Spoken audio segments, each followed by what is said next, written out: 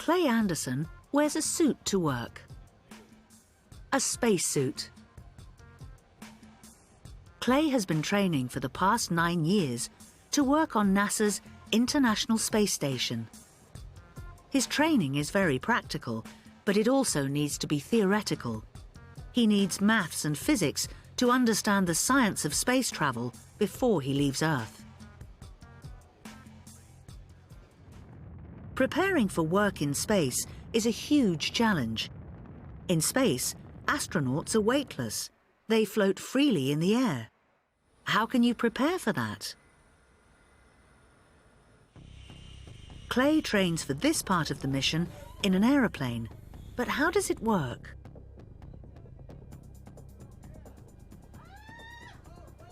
The plane is flown in a series of arcs, taking a curved path up and then down again.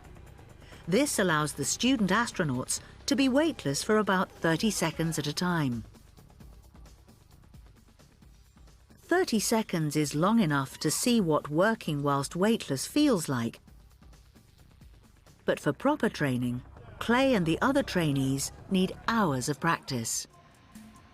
And for that, they come here.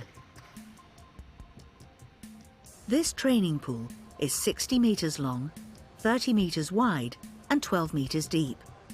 It holds more than 22 million liters of water and is the largest indoor pool in the world.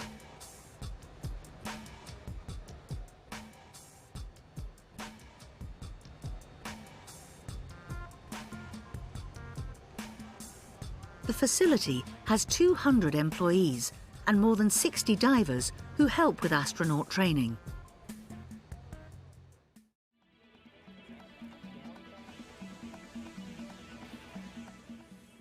Clay and his mission partner are lowered into the pool and their suits are checked for leaks.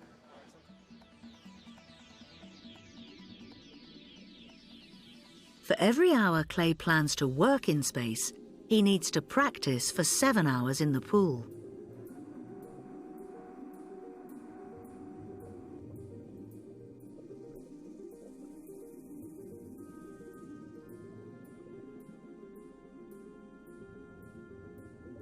The work area in the pool is an exact copy of the space station.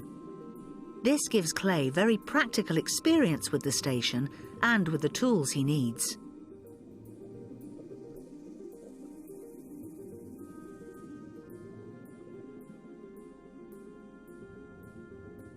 Clay practices every part of the job he will need to do in space.